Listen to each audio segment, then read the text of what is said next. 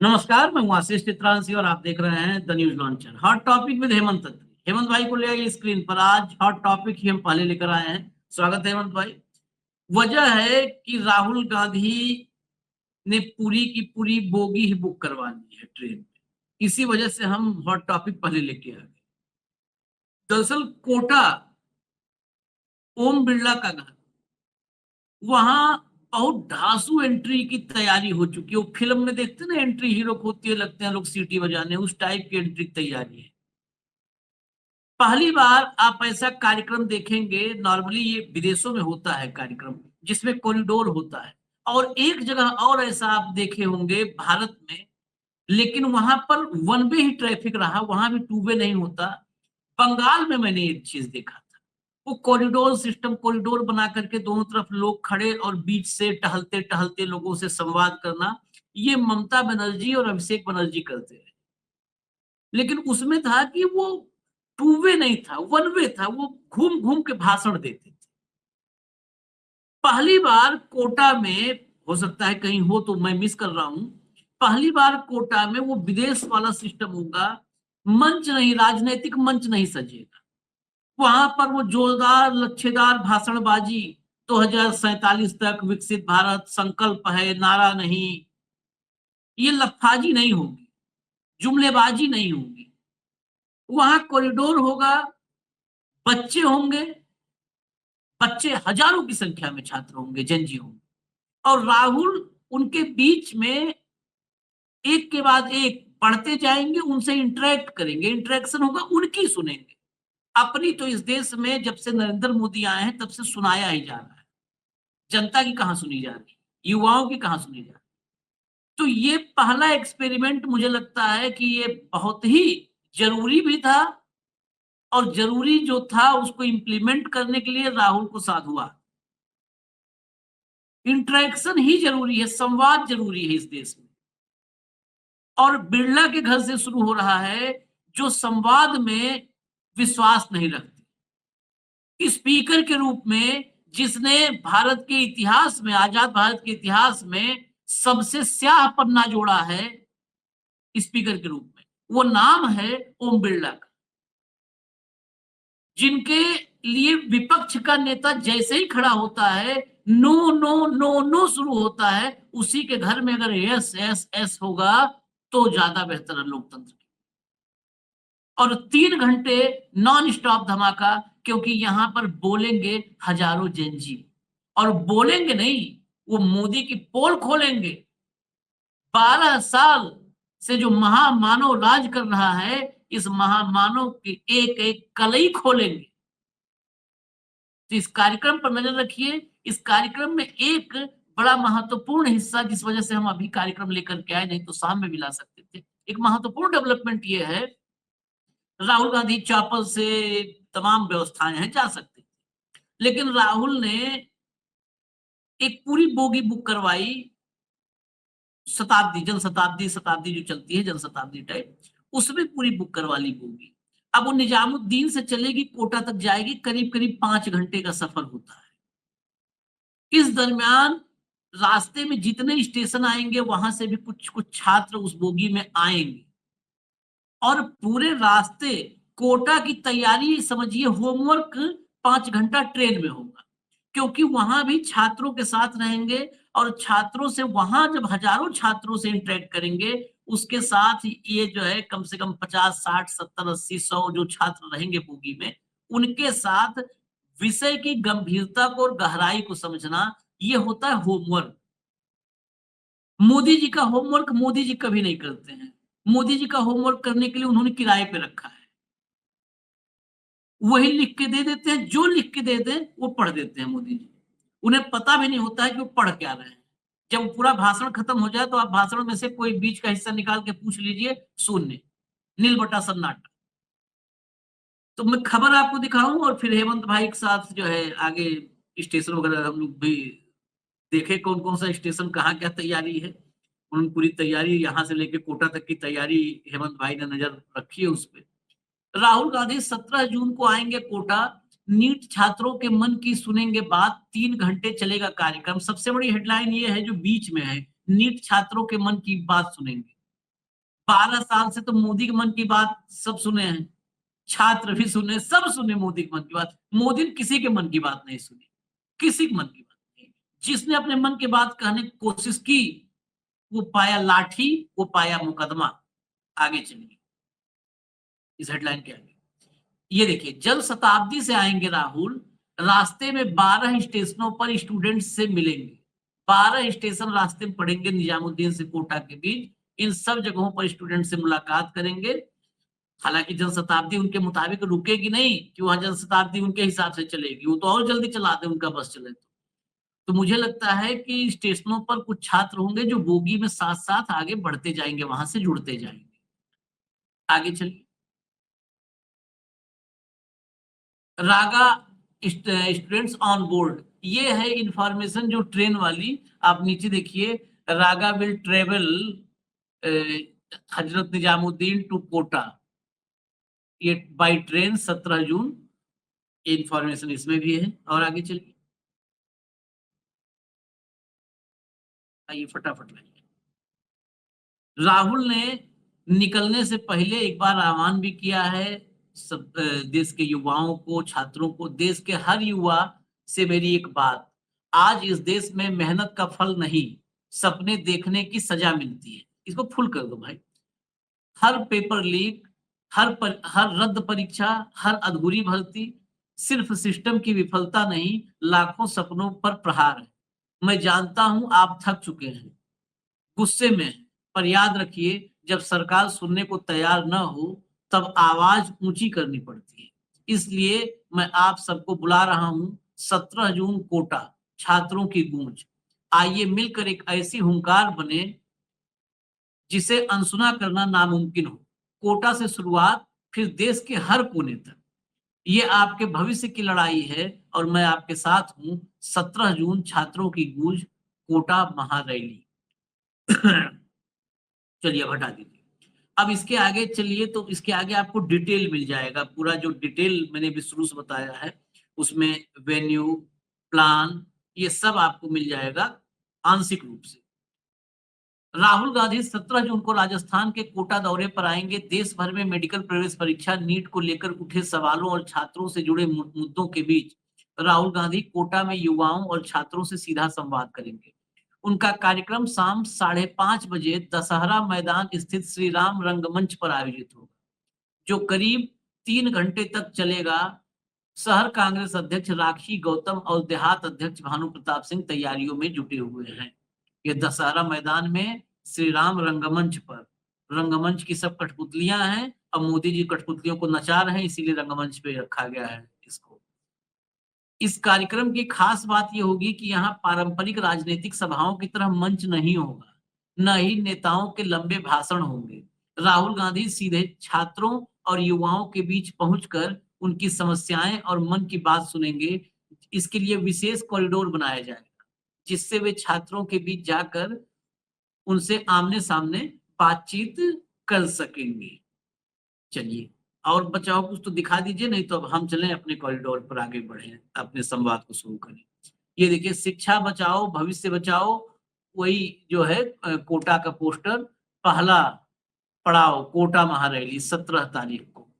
तो सारा कार्यक्रम आपने देख लिया। हेमंत भाई, ये पहली बार इसमें 2 चीजें हाईलाइट हैं। एक तो छात्रों के मन की बात सुनी जाएगी, और दूसरी बात यह है कि छात्रों के बीच में जाने के लिए भी सामान्य छात्र जैसे जाता है, सामान्य आम आदमी जैसे ट्रेवल करता है। और सबसे बड़ी बात है, मैं सुना हूं कि वंदे भारत भी जाती है। वंदे भारत को नहीं चुना, जनशताब्दी को चुना। ये बहुत फर्क नहीं है। वंदे भारत खाली नाम का वंदे भारत है, हम तो चेक किए इसी चक्कर में चढ़ के। लेकिन ये जन शताब्दी जन से जुड़ी हुई सी लगती है। वंदे भारत जिस तरीके से फोफा उसका किया गया है, उसे लगता है कि इस देश के एलीट क्लास के लिए, एलीट उसको बना दिया, और ये धक्के खाने वाले बच्चे एलीट नहीं होते। तो ये इसमें मैसेज, प्लान, ये दोनों बहुत आला दर्जे का किया गया है। एग्जीक्यूशन भी कोटा में रखा, बिरला का घर है, बिरला संवाद को अवरुद्ध करने वाले प्रतीक के रूप में मैं मानता हूं। तो संवाद को अवरुद्ध करने वाले के ही शहर में संवाद के एक नई परंपरा की, नए दौर की शुरुआत राहुल कर रहे हैं। यहाँ पर कहाँ पर, जैसे स्टेशन पर संवाद की बात है, ये मुझे थोड़ा सा हजम नहीं हुआ कि स्टेशन पर संवाद नहीं हो पाएगा। क्या है निजामुद्दीन से कोटा तक की प्लानिंग? पहले तो मैं फैक्ट्स जानना चाहूंगा, एनालिसिस उसके बाद।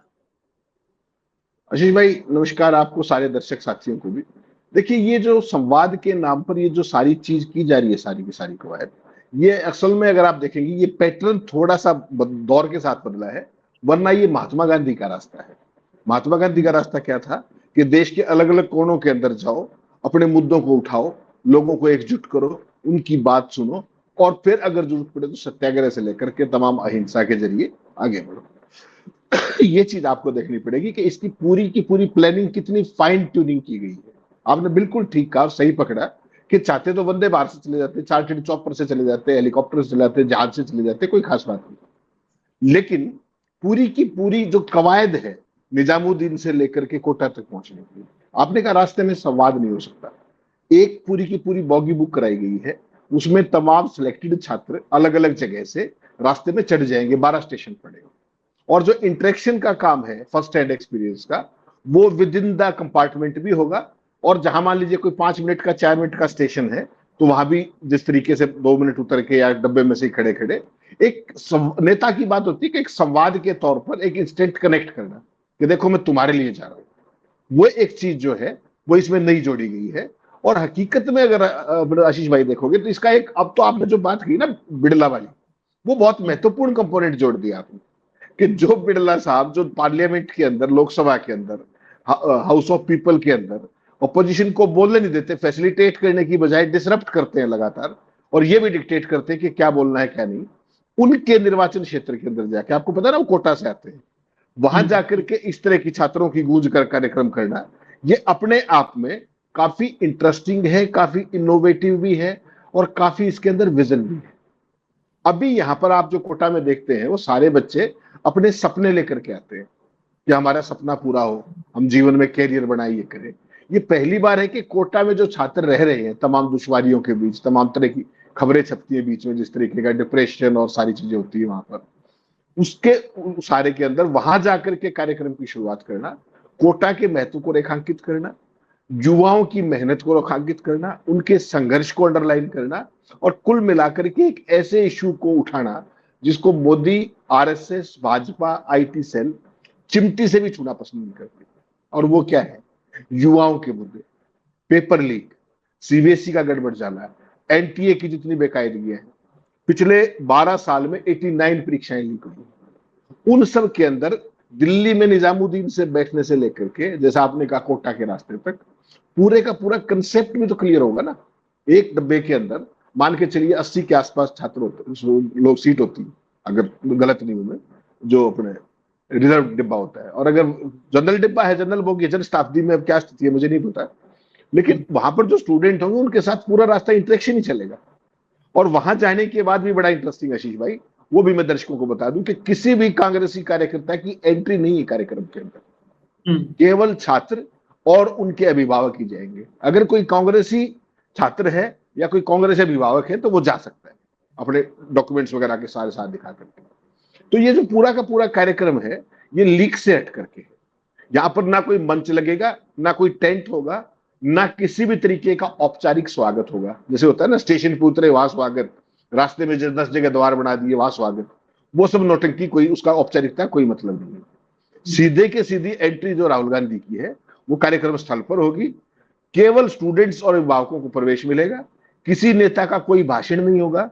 बीच बीच में एक आध जो है, जैसा मैंने आपको शुरू में कहा था कि बच्चों के, क्योंकि एग्जाम 21 तारीख को फिर है, तो हल्का करने के लिए, उनको मनोरंजन करने के लिए 2 गायक भी बुलाए गए, उनमें बीच में एक आधा गाना भी उनको सुनवाया जाएगा। तो ये सारी की सारी व्यवस्था की गई है। रैपर से लश्करी और कर्मा, इनके लाइव म्यूजिक की व्यवस्था होगी, और कार्यक्रम बोर ना करे, 3 घंटे का कार्यक्रम है, तो उसमें कुछ गाने भी, प्रेरणादायक गाने टाइप के, जो यूथ के साथ कनेक्ट करते हो, यूथ के इश्यूज के साथ कनेक्ट होते हो, उसकी भी व्यवस्था की गई। और कहीं इसके अंदर कोई आडंबर ना हो, कोई दिखावा ना हो, नोटंकी ना हो, शोबाजी ना हो, उसके लिए राहुल गांधी की जो अपनी टीम है, एडवांस टीम पर्सनल, वो 4 लोग ऑलरेडी 3 दिन से वहां पर कैंप कर रहे हैं। यानी एक एक चीज डायरेक्ट राहुल गांधी की निगरानी में हो रही कि कहीं भी कोई शगुफा ना हो, कोई शो ऑफ ना हो, बिल्कुल भी ये स्वतः स्फूर्त मोबिलाइजेशन दिखे और सारी की सारी चीजें बिना किसी औपचारिकता के रहे। छात्र अपनी मर्जी से, मोदी जी की तरह नहीं कि सवाल पहले बता दिए जाए और जवाब पहले से टेलीप्रॉम्प्टर में छपाओ, वो कार्यक्रम नहीं। जो कुछ है इंस्टेंट है, इम्प्रॉम्प्टू है। आपके जो मन में आया आप पूछिए, वो जो कुछ समझ के सारा जवाब दे पाएंगे वो जवाब देंगे। और बीच में ये जो 2 रैपर का मैंने नाम बताया, ये भी बीच में छिटपुट मनोरंजन का एक गाना वगैरह, उसके हिसाब से इनोवेशन के हिसाब से कह लीजिए, या मतलब बोरियत ना हो या एक ऊर्जा दे युवाओं को, उस टाइप की चीज, उनकी दुश्वारियों को उसमें इंक्लूड कर लिया जाए, वो सारी चीजें चल रही।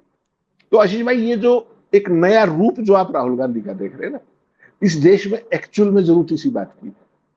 जब तक आप मेरी समस्या समझेंगे नहीं, तब तक आप सॉल्यूशन ला नहीं सकते।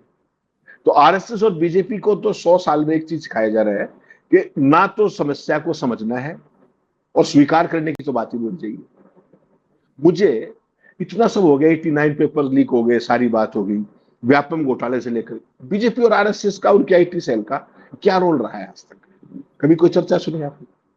कभी छात्रों के मुद्दे पर प्रधानमंत्री जी एग्जाम वॉरियर्स की किताबें लिख डाली प्रधानमंत्री को शायद पता नहीं लगा हो कि व्यापम उन्हीं की भाजपा शासित राज्य में हुआ था, या 89 परीक्षाएं उन्हीं के वहां लीक हुई है।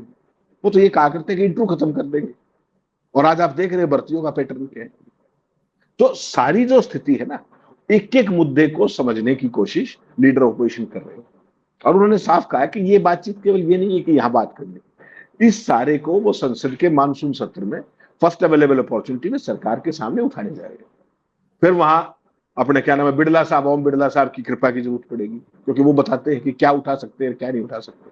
उनसे पूछे बिना तो, जो उन्होंने लाइन तय कर दी उसके बिना विपक्ष का नेता भी नहीं बोल सकता। हाँ, भाजपा के जितने वो आप बताते हो जो दस्ता है जो मोदी जी का, वो उसमें मिश्रा, पता नहीं कौन कौन है जिनके आप नाम, मेरे को तो नाम भी ध्यान नहीं रहते उनके, लूज कैनन से वो कुछ भी बोले, नेहरू के बारे में, गांधी के बारे में, किसी के बारे में, उनको पूरी छूट है। लेकिन राहुल ने ये प्रॉमिस किया है कि जो आपके इश्यूज हैं पहले सारे समझ के आपसे बात करके, और इनको बड़े पैमाने पर वहां उठाऊंगा जहां पर देश की सबसे बड़ी पंचायत बैठती है, यानी कि संसद में मोदी के सामने। मोदी के सामने इच्छा तो बड़ी अच्छी है, लेकिन मोदी जी तो आएंगे नहीं संसद में। मोदी जी तो कितनी देर आते हैं और किस तरह के नारे लगते हैं आपको ही पता है। लेकिन ये मुझे लगता है कि एक कार्यक्रम के हिसाब से और प्लानिंग के हिसाब से ये परफेक्ट है, और इस देश को बहुत लंबे समय से इस चीज की जरूरत थी, जो आखिरकार चलो 13वें साल में लेकिन होने जा रहा है। और इससे बाकी देश में जो यूथ है उनको भी कहीं ना कहीं उनकी वॉइस मजबूत होगी, ऐसा आप मान सकते। ये प्रोग्राम बहुत मतलब ढंग से सजाया गया है। अब एग्जीक्यूशन, बार बार मेरा सवाल एग्जीक्यूशन पे रहता है। रैपर वाला सिर्फ मनोरंजन के लिए नहीं, रैपर वाला कॉन्सेप्ट मुझे नहीं पता था, अच्छा हुआ आपने बता दिया। हम लोग तो पुराना वाला गाना किशोर और रफी सुनते थे, लेकिन जब मैं थोड़ा थोड़ा देखता हूँ आजकल यूथ को, तो ये रैपर पता है ये खाली मनोरंजन के लिए नहीं होगा। और आजकल की साहब जो बिल्कुल बिल्कुल कमाल जो करते हैं। एक्चुअल समस्याएं होती है ना तत्कालिक, उस पर प्रहार ये रैप के जरिए होता है। जब आप बता एग्जैक्टली। रहे थे तो मैं कहा कर्मा और ये जो भी आए धर्मा, जो लोग भी आए, तो मेरे ही लश्करी, दिमाग में रैप की लाइन आ गई। लश्करी। अब कहे कि रैप वहां तो हो, तो रैप ऐसे ही हो कि पर्ची लीक नहीं होती, पेपर लीक होता है। पर्ची लीक नहीं होती, पेपर लीक होता है। मणिपुर जलता है, 56 इंच सोता है। ट्रंप के सामने मोदी क्यों रोता है, ट्रंप के सामने मोदी क्यों रोता है, ऐसा रैप करो। अब रैप नहीं, कह तो भाई वो जो आप बार बार कहते हो कितना सुपर हिट हुआ, कहो नरेंद्र मजा आ रहा, कौन वो छोटी नरेंद्र चीज है मजा। क्या? वो अद्भुत है भाई। उसका एक एक शब्द जो है, तो इस तरह की चीजें ही तो जन जागरण में काम आती है। तो मैंने क्यों कहा कि महात्मा गांधी के सत्याग्रह आंदोलन की तर्ज पे ही लोगों की बात उन्हीं की आवाज में, उन्हीं के अंदाज में, उन्हीं के घर जाकर के आप सुनने जा रहे हैं। मोदी जी हाँ, क्या करते हैं, पूरे देश के युवाओं को बुला करके एक बड़ी इवेंट का नाटक क्रिएट कर दिया जाता है, ऑप्टिक्स, थिएट्रिक्स, वो सारी, या कुछ भी ऐसा नहीं, स्वतः स्फूर्त मोबिलाइजेशन। और कांग्रेस कार्यकर्ताओं और नेताओं को साफ बता दिया गया कि भाई तुम रहने देना, ठीक, ये कार्यक्रम यूथ के लिए है, स्टूडेंट्स के लिए है, उनके अभिभावकों के लिए है, टीचर्स के लिए है, यानी कि स्टेक होल्डर्स के लिए। कोई शक्ति प्रदर्शन का मामला नहीं। लेकिन आप मान करके चलिए कि राहुल गांधी आ रहे तो शक्ति प्रदर्शन तो स्वतः स्फूर्त होके ही मानेगा, इसमें भी कोई शक नहीं मानिएगा आप। स्टेशन का भी नाम मैंने खोज लिया, कौन कौन से स्टॉपेज हैं। हजरत निजामुद्दीन से चलेगी ट्रेन, बल्लभगढ़ है, मथुरा जंक्शन है, भरतपुर जंक्शन है, बयाना जंक्शन है, हिंडौन सिटी है, श्री महावीर जी है, फिर गंगापुर सिटी है, सवाई माधोपुर है, केशोराय पाटन है और फिर कोटा जंक्शन है। ये फिर सीधा कोटा जंक्शन पर लैंड कर जाएंगे। वैसे ही राहुल गांधी ने बेचैनी मचा रखी है, बहुत बेचैनी है राहुल की वजह से। कल अतुल लोंडे पाटिल जो कांग्रेस के प्रवक्ता हैं, उन्होंने एक वीडियो वायरल हो रहा है, खूब सोशल मीडिया में वायरल हो रहा है। ट्रेन में एक व्यक्ति बिल्कुल बेचैन सा होता है, फिर उसकी शरीर, उसका बॉडी अजीब गरीब, मतलब थोड़ा, अब होता है ना, या तो उसको कोई दौरा हो, कोई बीमारी हुई हो, या गर्मी से कुछ अटैक, अब क्या हुआ हम लोग नहीं बता सकते। फिर वो बेसुध हो जाता है, वो जीवित है क्या है कुछ इसमें क्लियर नहीं होता उस वीडियो में। ये बताया जाता है कि वो नहीं बचा, मर गया। राहुल ने उसको ट्वीट किया। राहुल जब ट्वीट लाइए, अतुल लोंडे पाटिल के ट्वीट को टैग करते हुए राहुल ने ट्वीट किया। उसके बाद रेलवे देखिए, ये बताना चाहिए कि हुआ कहाँ है। कह रहे नहीं अफवाह मत फैलाओ भाई, इस वीडियो ने मुझे झकझोर दिया। वीडियो हम आपको नहीं दिखा सकते, वो वाकई झकझोर देने वाला है। इस वीडियो ने मुझे झकझोर दिया कि उस भारत के लाचार युवा हैं जिसकी सरकार अपने अरबपति दोस्तों पर लाखों करोड़ लुटा देती है और अपने ही छात्रों को एक सुरक्षित सफर तक नहीं दे सकती। चुनाव के वक्त यही सरकार पूरी की पूरी ट्रेन का इंतजाम कर लेती है और परीक्षा देने जा रहे छात्रों के हिस्से में आती है भीड़, घुटन और बेबसी। इससे बड़ा सबूत क्या होगा कि मोदी सरकार छात्रों की गूंज सुनना ही नहीं चाहती। पर मैं वादा करता हूं, हम यह आवाज उन बहरे कानों तक पहुंचाएंगे, हर छात्र को उसका हक मिलेगा, उसका न्याय मिलेगा। 17 जून कोटा, यही गूंज अब हुंकार बनेगी। हटा दीजिए। रेलवे कह रहा है कि अफवाह जो है भ्रम न फैलाएं। उन्हीं के पोस्ट पर रेलवे रिप्लाई है, अफवाह भ्रम सब छोड़ दीजिए। सब, मैं मानता हूं सब अफवाह भ्रम सब राहुल फैला रहे हैं। बिहार में क्या हुआ था वो भी भ्रम था, आईजी का सर फटा था वो भ्रम था, गोलियां चली वो भ्रम था है? ये जो है लाठियां चली भ्रम था, पत्थर चले भ्रम था, भ्रम था। आप ट्रेनों की व्यवस्था, बिल्कुल सही बात है, इसमें क्या भ्रम है? ट्रेनों की व्यवस्था सजाओ, जा करके उस पे आम का पत्ता और गेंदे का फूल लगा करके तुम लोग रवाना करते हो, जाओ वोट देने जाओ, भाजपा बटन दबा के आओ। और परीक्षा मतलब भविष्य नाश करना हो तो आप पूरी व्यापक तैयारियों के साथ करते हो, और भविष्य बनाना हो तो उनको छोड़ देते हो, ठेलुआ जाए, रोड पर सो, प्लेटफॉर्म पर सो, स्टेशन के बाहर सो, लाठी खाओ, गाली खाओ, परीक्षा केंद्र तक न पहुंच पाओ, फिर लौट आओ निराश होकर के, हताश होकर के। कितने ट्रेन की और कितने बसों की व्यवस्था किया था? नरेंद्र मोदी की रैली के लिए कई कई हजार बसें लगा दी जाती हैं परीक्षाओं के लिए। नरेंद्र मोदी के नाम से बैनामा करवा दिया है, देश रजिस्ट्री करवा दी है। इस देश के संसाधनों पर, इस देश के संसाधनों पर किसका हक होगा या किसका पहले हक है, बाद में उसको भी मिसकोट किया गया था, तो आज तो चिल्लाते हो। आज तो सवाल यह है कि इस देश के संसाधनों पर पहला हक नरेंद्र मोदी का है, बाकी सब सेकेंडरी सिटीजन है। हेमंत भाई, मैं यही सवाल मेरा है। छोड़िए ट्रेन के अंदर उस विजुअल को आप वेरीफाई करो, सर्टिफाई करो, हमको नहीं आपका वेरिफिकेशन सर्टिफिकेशन चाहिए। जो नंगी आंखें देख रही हैं, इस देश के संसाधनों पर पहला है नरेंद्र मोदी, बाकी सब सेकेंडरी सिटीजन है। दोहरे दर्जे की नागरिकता है क्या हम लोगों की, या जो बच्चे एग्जाम देने जा रहे हैं? नहीं, सारे पहला नहीं, पहला भी नहीं कहा है और आखिरी भी नहीं कहा है। आप ऐसे कैसे कह सकते हो? पहला भी नहीं कहा है और आखिरी भी। चाहे वो रोजगार का मामला हो, चाहे नियुक्तियों का मामला हो, चाहे सत्ता की मलाई खाने का मामला हो, इनको, इनसे बाहर तो कोई दिखता ही नहीं ना। कई बार आप चर्चा कर लेते हो कि भाई कुलपति किसको लगा दिया, प्रति कुलपति किसको लगा दिया, प्रोफेसर किसको लगा दिया। अरे आशीष भाई छोड़ दीजिए, आप केंद्र के मंत्री से लेकर के नीचे चपड़ासी तक, जो भी, वो भी ठेके वाले, वो सारे के सारे आरएसएस की पर्ची पे हैं। तो आप कौन सी बात कर रहे हो? पहला हक, आखिरी हक, हक लेने वाले भी है और हक देने वाले भी है। 12 साल से इस देश की सच्चाई है ये। लिटरल एंट्री कैसे स्कीम लागू की थी पता है ना आपको? और राहुल गांधी का एक ट्वीट आया 2024 के रिजल्ट के बाद, 5 मिनट के बाद जितेंद्र सिंह ने क्या कहा कि मोदी जी ने इसे उसको वापस ले लिया है। क्यों? क्योंकि उसके अंदर आरक्षण को हजम कर गए थे, कॉर्पोरेट स्पॉन्सर्ड लोगों को जिस तरीके से लाया जाता था। तो अकेले रोजगार की बात मत कीजिए, पूरे के पूरे पैटर्न है, चाहे वो परीक्षाओं का मामला हो, ठेकों का मामला हो, नौकरियों का मामला हो, दाखिलों का मामला हो, यू जस्ट टेक एनीबडी, जिसको भी आप लेंगे वहां एक चीज आपको पैटर्न साफ दिखाई देगा। इसलिए ना तो ये किसी समस्या पे रिएक्ट करते, क्योंकि उनको पता है उन्होंने ये पूरे का पूरा सिस्टम बहुत कायदे से डिवाइस किया है, बहुत माइन्यूटली सोच समझ के। आमतौर पे एक्सपर्ट्स की सेवा कहां ली जाती है? कहीं सुधार करने के लिए। ये एक्सपर्ट की सेवाएं लेते हैं बेड़ा गर्क और सत्यानाश करने के लिए। कोई परीक्षा उठा के देख लीजिए, हरियाणा के अंदर मैं गारंटी देता हूं मनोहर लाल खट्टर बता दे कि उनके कार्यकाल में एक परीक्षा बिना विवादों की हुई हो, एक। और पूरे प्रदेश के अंदर प्रचार क्या करते हैं? पॉमेरियंस के जरिए, बिना पर्ची बिना खर्ची। तो पूरे का पूरा जहां भी भाजपा का शासन है वहां पर यही पैटर्न लागू। आप सत्ता हरियाणा में और नौकरियां मिलेंगी बाहर वाले लोगों को, यहां वाले केवल चपरासी के लिए। क्यों? क्योंकि मनोहर लाल ने बताया था ना कि कंधे से नीचे हरियाणा के लोग कमजोर होते हैं, हरियाणा का आदमी होते हुए उन्होंने ये बात कही थी। तो आशीष भाई, इनकी जो ट्रेनिंग है ना, इनका जो पूरा कुरिकुलम जो आरएसएस ने पकड़ा रखा है वो यही है। उसके अंदर कोई विजन नहीं होता कभी भी, उसके अंदर कोई इनोवेशन नहीं होता, उसमें कोई फॉरवर्ड लुकिंग कंसेप्ट नहीं होता। उसके अंदर कूप मंडूक लोगों को समझ करके आम जनता को, और जो भी फायदा उठाना है केवल और केवल खुद उठा लो, हजम कर जाओ और किसी को कोई जवाब मत दो। ट्रेन की चीज आप किसी चीज को स्वीकार नहीं करते। आप तो कह रहे हो ट्रेन की चीज, आज तक प्रधानमंत्री मोदी ने भारत में किसी एक नाकामी के लिए उसको लिया होता अपने ऊपर जिम्मेदारी।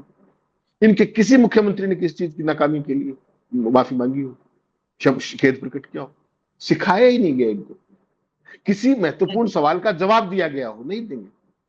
नहीं, परीक्षा का थोड़ा सा सहानुभूति रखनी होगी। अगर ये स्वीकार करके माफी मांगने लगेंगे तो ये दतुअन मंजन करने का टाइम नहीं पाएंगे। होता है ना, सुबह सुबह आदमी कुल्ला करता है, दातुन मंजन करता है। अगर ये माफी मांगने लगे अपने नकारेपन निकम्मेपन के फेल्योर के लिए, तो मैं बता रहा हूँ लिटरली, ये नहाना धोना छोड़ दीजिए, दतुअन करने का टाइम नहीं पाएंगे। ये 24 घंटे में 24,000 तो गलतियां करते हैं सर। इनकी गलतियों की लोग माफी कहाँ मांगेंगे भैया? आप जो कर्मा की बात हो रही थी, बड़ा अच्छा हुआ हमारी टीम ने, कुछ जगहों पर सब बड़ा जागरूक रहते हैं, उन्होंने बता दिया। मैं कह ही रहा था ना कि ये रेलेवेंट हो सकता है इस समाज के सिस्टम पर प्रहार करने वाले ये रैपर युवा। और मेरी बात सही, मुझे तो पता नहीं था, लेकिन टीम से इंफॉर्मेशन आया, बहुत सही मेरी बात निकली।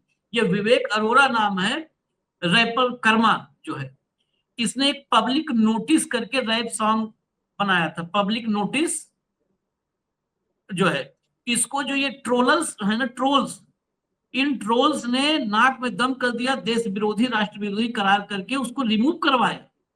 और उसमें देश के खिलाफ कुछ नहीं था, उसमें क्या था, भारत में महिलाओं की सुरक्षा, भ्रष्टाचार, वीआईपी कल्चर, बेरोजगारी और धार्मिक हिंसा जैसे मुद्दों पर बेबाक राय रखी गई थी। सच दिखाने और समाज का आईना बनने वाले इस रैप के बाद, ये गूगल बता रहा है कि सच का आईना था, सच दिखाने और समाज का आईना बनने वाले इस रैप के बाद कुछ लोगों को यह पसंद नहीं आया। उन्होंने कर्मा को सोशल मीडिया पर धमकियां दी और उन्हें एंटी नेशनल कहा, देशद्रोही कहा। सोशल मीडिया पर भारी आक्रोश और कुछ कॉपीराइट और प्लेटफॉर्म की नीतियों से जुड़े मसले के कारण वीडियो को यूट्यूब से टेम्पररी हटा दिया गया, जिसके बाद यह गाना वापस भी आ गया था हटाने के बाद। धमकी, यही तो दिक्कत है। इनको बता दो कि निकम्मे हो तुम, नकारे हो, तो कहेंगे तुम देशद्रोही हो। अरे तुम अपना काम गिनाओ ना, तुम्हारा काम तो गिना दिया था, महिला सुरक्षा से लेकर सब जगह। ये है हकीकत, आखिर में बहुत महत्वपूर्ण था जो ये हकीकत। बस फाइनल कमेंट 30 सेकंड फिर खत्म करें। इसीलिए मैं, ये बहुत बढ़िया, इसको बहुत अच्छा हुआ राहुल ने बुलाया। ऐसे लोग परमानेंट साथ लेके चलना चाहिए, जो समाज का आईना लेके, दर्पण लेके घूम रहे हैं। उस दर्पण में नरेंद्र मोदी चेहरा। एक मुझे इस पर एक अभी हालिया मैं एक पोस्ट पढ़ रहा था, एक कहानी याद है। एक राजा था, और हालिया कहानी क्या, शेखर सुमन ने शायद इसको अपना, शेखर सुमन का कार्यक्रम आजकल बहुत खतरे में है। शेखर सुमन ने बताया कि एक राजा वो चापलूस पसंद था, उसके दरबार में सब चापलूसी आते थे, कहते थे आप अविनाशी हैं, आप महामानव हैं, आप 56 इंच हैं, इस टाइप की चापलूसियां करते थे।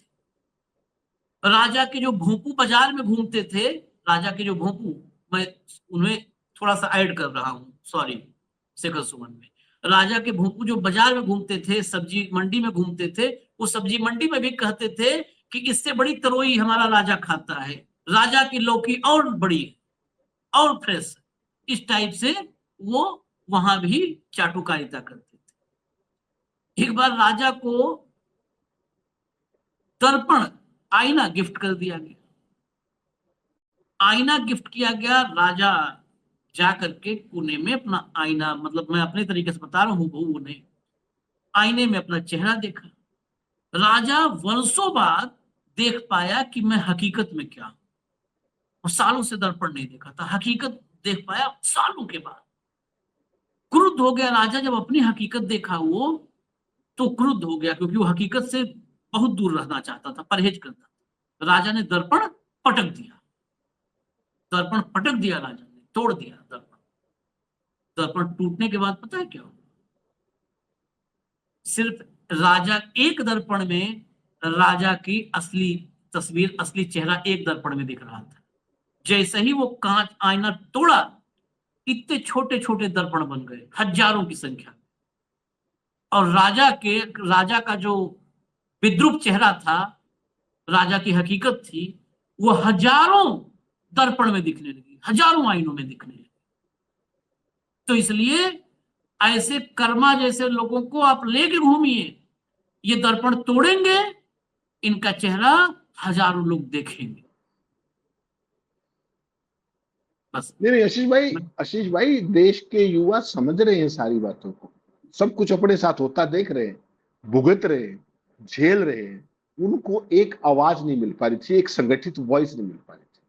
तो ये संगठित आवाज देने का कार्यक्रम है। इसमें राहुल गांधी हो, इसमें रैपर हो, इसमें समाज सापेक्ष, युवा सापेक्ष जो भी व्यक्ति आना चाहे उसको एनरोल करके, इन्वॉल्व करके, और इसकी मैक्सिमम मोबिलाइजेशन और पार्टिसिपेशन बढ़ाने की बात है। आप, हो सकता है राजस्थान के अंदर ये रैपर अच्छे हो सकता है बिहार पटना जाएंगे, वहां कोई और अच्छे लोग मिल जाए। जहां जहां भी जाएंगे वहां के लोकल्स को मोबिलाइज करके, जिनका लोकल टच भी हो और पूरे देश में भी जिनकी आवाज हो, उस तरह के लोगों को जितना आप जोड़ करके चलोगे, उतनी ही ज्यादा मजबूती मिलेगी इस आंदोलन को। और आपको पता है ये सरकार तो कायर है, जब संसद में बोलने खड़े होंगे तो सबसे पहला तो बॉटल नेक ये होगा कि बिरला ही बोलने देंगे या नहीं देंगे, क्योंकि उसमें वहां का जिक्र आएगा कि अब मैं वहां गया था, वहां से मिर्ची लगेगी। और फिर वो मिर्ची कहां तक लगेगी उसका आप सहज अंदाजा लगा सकते हो। लेकिन ये अपने आप में ये कार्यक्रम इनोवेटिव है, फॉरवर्ड लुकिंग है, इसके अंदर विजन है, इसमें युवाओं के दर्द के साथ शेयरिंग है एक तरीके से। मुझे लगता है इस तरह की चीजें हर वर्ग के साथ होनी चाहिए, ताकि देश के अंदर एक मोमेंटम बने, और ये जो आपका भक्त रस चल रहा है देश के अंदर भक्ति का, वो खोले सारे का सारा मामला। जिस तरीके से अयोध्या मंदिर में डकैती की चीजें सामने आ रही है, पूरा मीडिया उसको डकारे पड़ा है, कहीं कोई चर्चा नहीं है। धर्म का व्यापार, धर्म की आस्था का व्यापार, जो कुछ धंधा भाजपा आरएसएस कर रहे हैं, उन सारी चीजों को बिना वक्त गवाए अब अलग अलग प्लेटफॉर्म्स पर उनको विस्फोट करने का उनका समय आ गया कि देखिए ये है इनकी असलियत। जितना पोमेरियंस दबाएं, जितना मेन स्ट्रीम दबाए, हमारी भी ड्यूटी बढ़ती है उसके अंदर कि हम भी उस पर सारी चीजों को लेकर के, और विपक्ष की भी ड्यूटी बनती है। और अच्छा ये रहेगा कि सारा विपक्ष अगर एकजुट होकर के आए तो मुझे लगता है और ज्यादा बेहतर होगा, जिस भी प्रदेश में जो भी है, क्योंकि यूथ सबका है, यूथ की समस्याएं साझी है। आज आपका बेटा है, कल मेरा बेटा है, परसों किसी और का बेटा है। अगर ये समझ में आए तो ये जो मोदी जी का जो 12 साल से ये डपोर शंख बज रहा है ना, परीक्षा पे चर्चा, सैकड़ों करोड़ रुपए बर्बाद कर दिए, एग्जाम वॉरियर्स, कभी पेपर लीक के बारे में भी चर्चा करके देख लो 2 मिनट, एक शब्द ही बोल दो। ये जितनी दुश्वारियां हैं ट्रेनों के अंदर बच्चों के साथ हो रहा है, जिस तरीके से तुम वैज्ञानिक बना रहे हो, कल बता रहे थे ना विदेश में कि भारत इनोवेशन का देश है। वो क्या क्या इनोवेशंस की हैं तुमने देख लिया सारा। राम मंदिर भी लूट खाया, और जांच एफआईआर तक नहीं हुई। कह रहे पहले जांच होगी उसके बाद एफआईआर होगी। एफआईआर की जांच होती है, जांच के बाद एफआईआर होती है। हर जगह पे आशीष भाई लूट और डकैती का साम्राज्य है, इसको जितना जल्दी एक्सपोज किया जाए उतना अच्छा है। चलिए, इजाजत दीजिए हमें, और कल ही कार्यक्रम है, हमने सारा इंफॉर्मेशन दे दिया है। हमारा काम है, जितना ढका जा रहा है 500,000 लोग मिलके जितना ढके, हम लोग चूहे जैसे जाकर के खोद के उसमें, जैसे ही चूहा खोदेगा सड़ांध बाहर आ जाएगा सिस्टम का, तो हम उसी चूहे जैसे सिस्टम के सड़ांध को आपके नाकों तक पहुंचाएंगे। तो कल कार्यक्रम 5 बजे 5:30 बजे जब भी होगा हम लाइव लेके आएंगे, आप तैयार रहिएगा। धन्यवाद हेमंत भाई, बहुत बहुत धन्यवाद, नमस्कार।